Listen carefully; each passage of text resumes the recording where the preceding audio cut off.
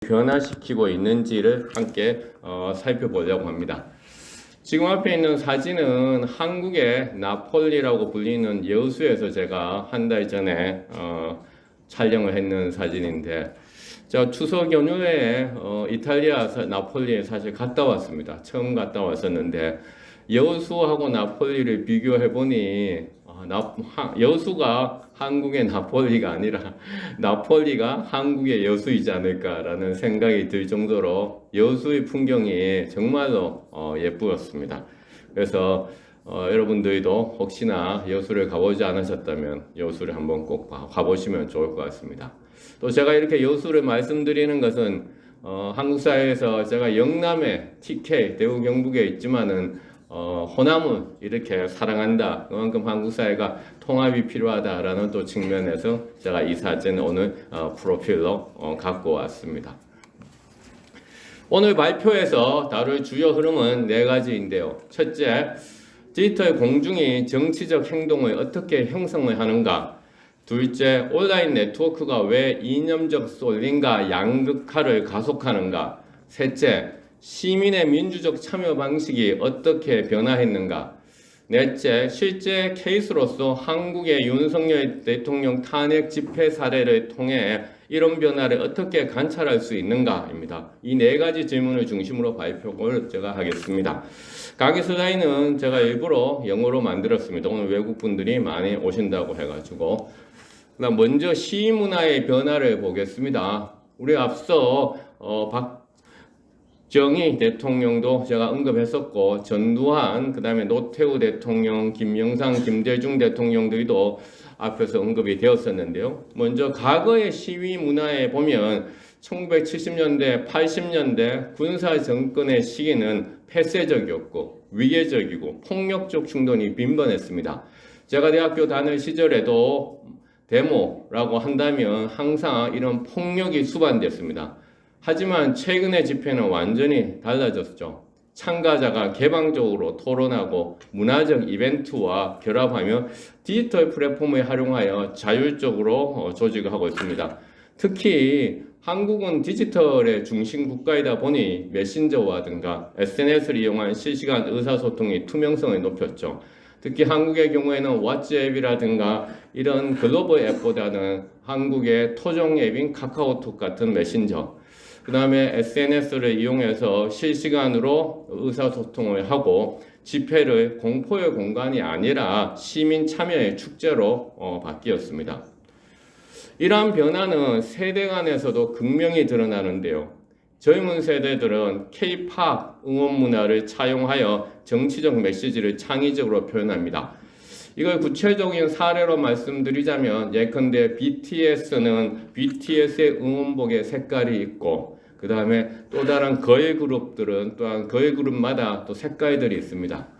그런 것처럼 그와 같은 K-팝 응원 문화들을 이번 탄핵 집회에서 창의적으로 적용을 했고요. 시니어 세대들 경우에도 유튜브 콘텐츠나 커뮤니티를 통해 적극적으로 의견을 공유했습니다. 제가 시험 문제에 자주 내고 있는데요. 한국에서 유튜브를 가장 많이 쓰는 세대가 어떻게 되냐 하면 학생들은 당연히 2030이라고 얘기합니다. 혹은 1020, 자기들 중심으로 얘기하지만 한국에서 유튜브를 가장 많이 사용하는 세대는 50+죠. 그래서 시니어 세대가 이런 유튜브 콘텐츠나 커뮤니티를 통해 적극적으로 의견을 공유하고요. 물론 청소년과 대학생들도 온라인과 오프라인을 넘나들며 참여를 하고 있습니다. 결과적으로 여러 세대가 서로의 방식으로 이제 디지털 기술과 연대하면서 한국 민주주의가 다층적 하이브리드 형태로 발전을 하고 있습니다. 이 슬라이드는 당시 탄핵 집회 당시에 트위터 공간에서 X라고 이름을 바뀌었는데요.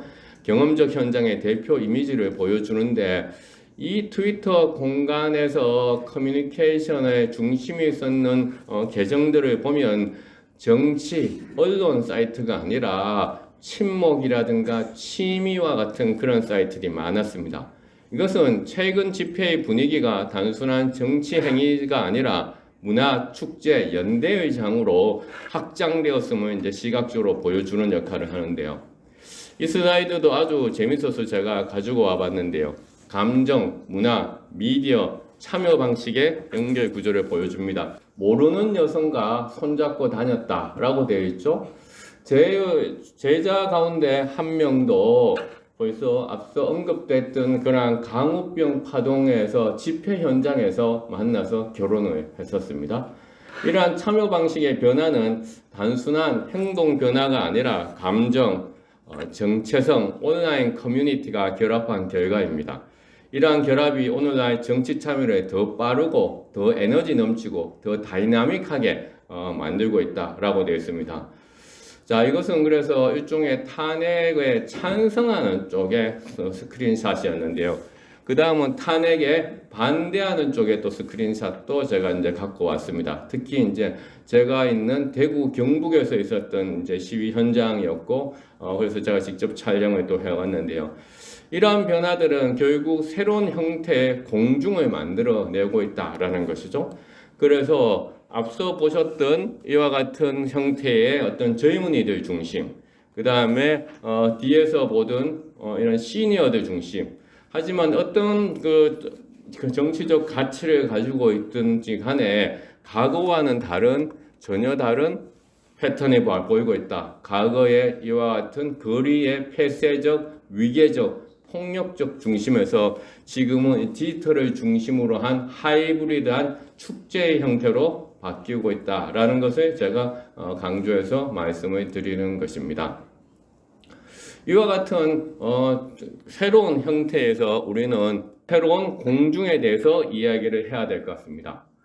우리는 세 가지의 칭의로서 공중을 나눌 수 있는데요. 개인 퍼블릭이죠. 친구, 팔로워, 인플루언서로 이루어진 자기중심적인 네트워크입니다. 이고 네트워크라고 얘기합니다. 그 다음에 이슈 퍼블릭, 특정 주제라든가 해시태그로 조직된 목적 기반의 네트워크입니다.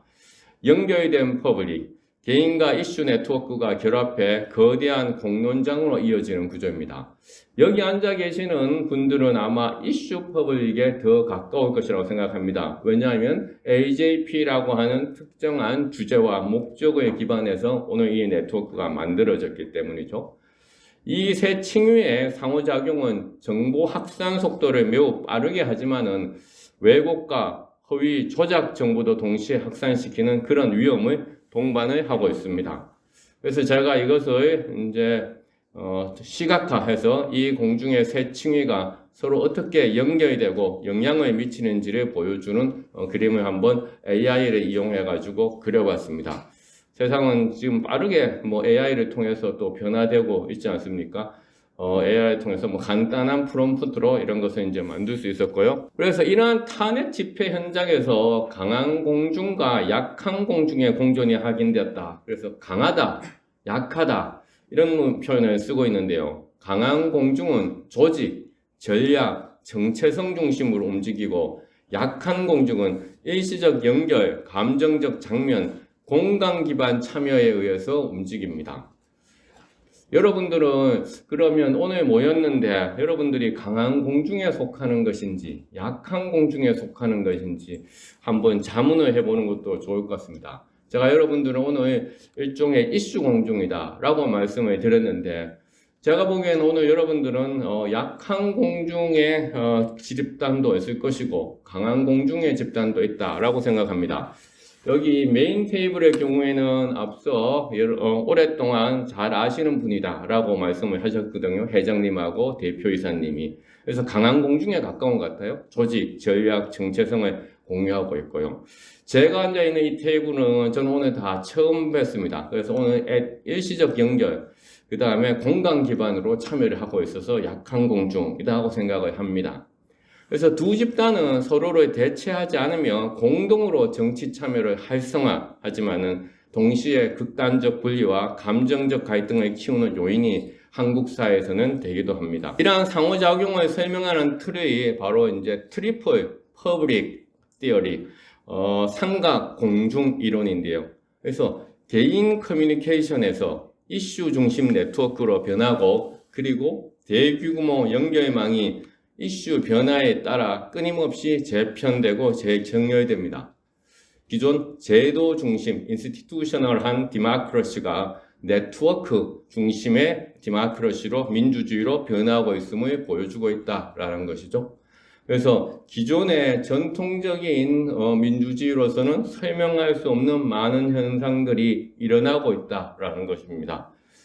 그것은 세대를 넘어서 일어나고 있고 특히 그 세대를 넘어서 일어나는 현상들은 지금 대한민국에서 일어나고 있다라는 거죠. 특히나 제가 오늘 가져왔는 사례는 아주 재밌는 사례였는데요. 지금까지 이러한 이론적 관점이 최근에 어떤 흥미로운 실제 데이터를 통해 우리가 관찰한 변화, 우리 연구실에서 관찰한 변화를 계속 제가 한번 이야기해 보겠습니다. 이것은 폴리곤이라고 하는 암호화폐를 통해서 작동하는 예측 시장입니다. 폴리마켓이라고 얘기하죠. 폴리마켓. 그래서 요즘은 뉴스 출처로도 폴리마켓을 많이 쓰고 있습니다. 폴리마켓의 폴리는 폴리곤이라는 암호화폐를 뜻합니다. 그래서 여기서 사용되는 소위 말하는 커런시, 통화는 이제 암호화폐가 되고 블록체인 위에서 작동을 하고 있습니다. 그래서 앞서 얘기했던 공중과는 새로운 또한 공중이 생겨나고 있다. 바로 저는 Financialized Public, 재정공중, 금융공중을 얘기하는 겁니다. 정치적 참여와 금융적 참여가 결합한 새로운 형태의 네트워크죠. 그래서 감정적 표현이 금융신호가 되고 금융 참여가 정치적 메시지가 되어버리는 구조입니다. 즉, 민주주의의 참여가 정보, 감정, 경제가 섞인 그런 하이브리드 방식으로 변화를 하고 있다라는 것이죠. 그래서 이러한 폴리마켓은 대표적인 현상인데요. 대통령의 탄핵이라고 하는 아주 그러니까 중요한 사건 앞에서 배팅을 하고 있는 것이죠. 탄핵이 될 것인가 되지 않을 것인가. 그리고 그러한 배팅은 전통적인 그런 마켓을 통해서 이루어지지 않고 암호화폐 시장을 통해서 이루어지고 있고요. 그래서 이러한 탄핵 정국에서 전 세계 이용자들이 한국의 정치적 결말에 대해서 돈을 걸고 결과를 예측했어요. 그래서 한국의 내부 정치가 글로벌 시장 플랫폼에서 다뤄졌다라는 점이 핵심입니다. 그래서 국가, 정당, 선거라는 기존 민주주의의 경계가 흔들리기 시작한 첫 사례다라고 볼 수 있습니다. 누구나 여기에 베팅을 할 수 있는 것이죠. 우리가 분석한 실제 데이터의 일부가 이 슬라이드에 나와 있습니다. 사람들은 베팅을 하면서 대하창에서 자기의 의사를 표현할 수 있습니다. 그래서 우리 연구실에는 베팅을 했는 아이디와 대하창에서 사용하는 아이디를 체크해서 동일한 아이디, 동일한 사용자들을 추려냈습니다. 그리고 이 사람이 베팅한 금액과 이 사람이 대하에서 사용하고 있는 탄핵에 대한 메시지의 찬성과 반대 혹은 감정적 강도를 비교했죠. 오늘 여러분들 같은 테이블에 앉아있는 분들과 특정한 정치적 사안에 대해서 말씀을 나눌 수 있겠죠. 예컨대 이재명 대통령에 대해서 하지만 이재명 대통령 대해서 강력하게 찬성한다고 해서 폴리마켓에서 큰 돈을 베팅하지 않을 수 있죠. 하지만 이재명 대통령 대해서 반대하지만은 자기는 큰 돈을 베팅할 수 있어요. 다시 말해서 이러한 재정 공중들은 베팅과 그리고 그들이 커뮤니케이션 메시지는 어떠한 상관성을 가지는지를 동일한 계정을 중심으로 우리가 당시에 분석을 했다라는 겁니다. 어떤 것을 찾았까요? 핵심 결과는 다시 말해서 메시지와 배팅이 불일치한 그러한 현상입니다. 그래서 소위 말하는 바람잡이처럼 이 공간에서도 메시지에서는 탄핵에 대해서 아주 강력한 톤으로 이야기를 했지만은 베팅 금액은 적었다든가. 그래서 말을 강하게 하는 사람이 돈을 거는 것은 물론 아니지 않습니까? 바로 바람잡이라고 얘기하는데요, 흔히들. 감정적 정치 참여와 금융적 위험 감수는 서로 다른 논리로 작동이 하고 있었다라는 것이죠. 바로 이 시점에서 새로운 형태의 공중이 또한 탄생을 하는 겁니다. 그래서 우리는 시위 현장에 있었던 공중들, 그 다음에 디지털 공간에서 마우스로 클릭하는 공중들, 그리고 돈을 실제로 배팅하는 공중들. 그래서 담론과 금융이 결합한 이러한 하이브리드한 퍼블릭들이 등장을 했습니다. 그래서 이 현상은 시디마크시라는 개념으로 이제 이어지는데요. 2022년 독일 콘레드 아덴하워 재단이 싱가포르에서 Asian Conference for Political Communication이라고 하는 행사를 했습니다. 제가 그때 한국을 대표해서 참석을 했었는데요. 2022년도가 어떤 시기였냐면은 크립토 마켓이 2021년도에 엄청 상승했다가 2022년도에 크립토 윈터가 시작된 기간이었습니다. 혹한기로 해서 유동성이 빠지면서 비트코인이 한 3만 불까지 갔던 시기였는데요. 제가 그때 디마크러시에서 디마크러시가 온다라는 용어를 썼었거든요. 그러니까 마치고 나니까 몇몇 오디언스가 외국인 오디언스가 와서 자기가 구글에서 디마크러시라는 단어를 검색했는데 안 나온다. 디마크러시가 뭐냐라고 얘기했어요. 그래서 제가 C는 크립토 디마크러시다 라는 용어를 했었는데 그때는 일종의 용어 차원에서 제가 2022년도에 썼는데 그것을 드디어 학술적인 논문으로 최근에 이렇게 실제 윤석열 대통령 탄핵 사례를 가지고 발표하게 됐습니다. 그래서 민주주의의 참여가 금융적 동기와 결합하면서 거버넌스, 시민, 시장 간 경계가 흐려지고 영향력의 기준이 재편되고 있다. 이런 미래 민주주의의 방향성에 대한 중요한 시사점을 제공을 하고 있습니다. 자, 그래서 민주주의는 미디어의 변화에 따라서 우리가 4단계로 발전한다라고 해서 제가 4단계 이론을 이거는 제가 제시했습니다. 첫 번째, 수동적으로 정보를 수용하는 청중력 민주주의죠. 바로 신문의 시대였습니다. 사실은 그리고 전통적인 지상파의 시대였다. 청중력 민주주의. 그 다음에 공동체형 민주주의가 등장했어요. 집단 기반으로 행동을 하게 된 것이죠. 그리고 팬덤형 민주주의, 감정과 관심사 기반에 참여했습니다. 팬덤형 민주주의가 한국 사회를 크게 지배를 했습니다. 그랬던 팬덤형 민주주의가 정점에 있으면서 조금씩 이제는 하락하고 있습니다. 새로운 민주주의가 나타나고 있습니다. 바로 요새형 민주주의죠. 팬덤을 넘어서 진영 간 방어와 배제가 강화되어 있습니다. 지금 우리는 4번째 단계로 가고 있으며 극단주의와 포퓰리즘 위험에 커지고 있습니다. 물론 혹자는 팬덤형도 민주주의의 모습이 아니었는데 요새형이 어떻게 민주주의의 모습이겠냐라고 반문할 수 있습니다. 하지만은 요새형 민주주의든 팬덤형 민주주의든 다수결에 기반한 민주주의의 한 형태로서 작동을 하고 있다라는 겁니다. 이러한 과정에서 뉴스는 과거 우리가 수업 시간에 제가 미디어 학과 교수인데요. 무엇을 가르쳤냐 하면 선택적 노출이다 라는 개념을 가르쳤습니다. 여러의 정보들 가운데에서 구독자, 시청자들은 자기가 원하는 정보만을 본다. 선택적이다.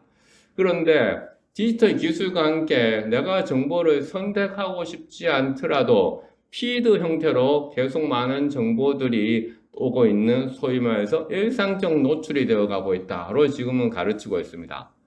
그런데 이러한 선택적 노출과 일상적 노출에서 최근의 흐름은 또다시 변화되고 있다라고 가르치고 있습니다. 이게 바로 무엇일까요?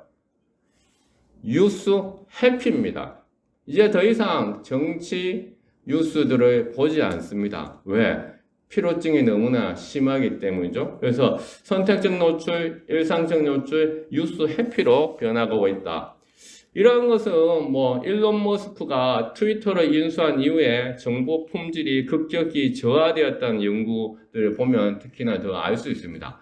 그래서 이 뉴스 회피는 정보 품질의 저하 혹은 알고리즘의 운영 방식과 콘텐츠 정책 변화가 정보 왜곡과 양극화에 어떤 영향을 미치는지 보여주는 그런 사례가 되겠습니다.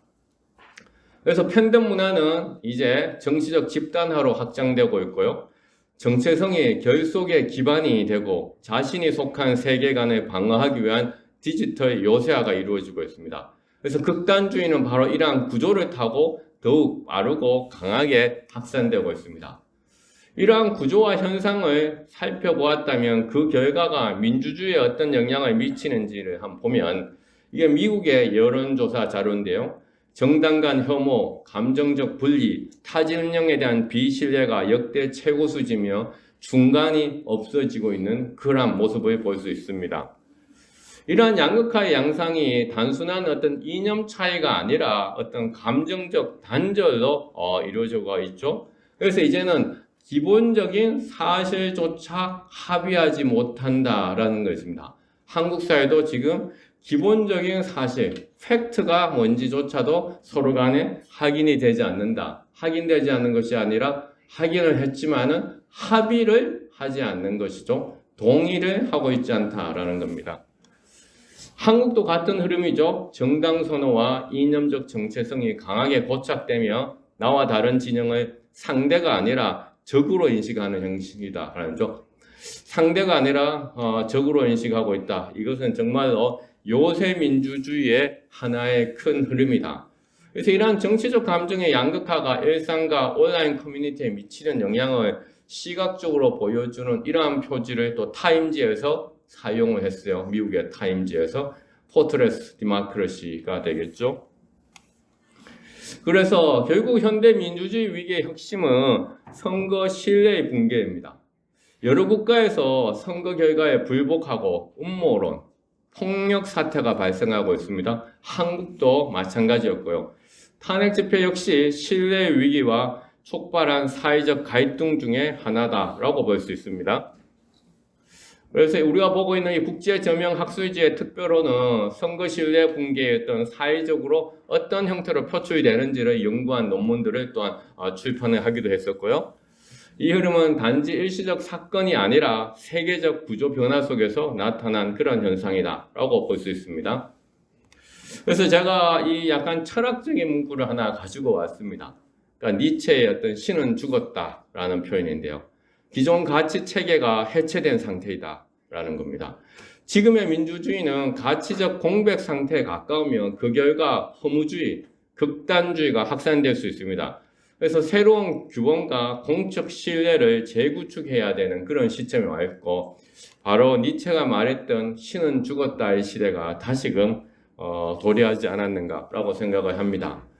그래서 앞으로의 방향성은 투명한 정보 전달과 신뢰 회복, 감정과 혐오가 아닌 공감 기반의 시민성 강화, 강한 공중과 약한 공중을 연결된 민주주의의 실현, 이러한 과정이 양극화 시대를 넘어서는 열쇠일 것이고 AJP가 이와 같은 역할을 또 해주는 언론인과 뉴스 통신이 되기를 저는 이제 바랍니다.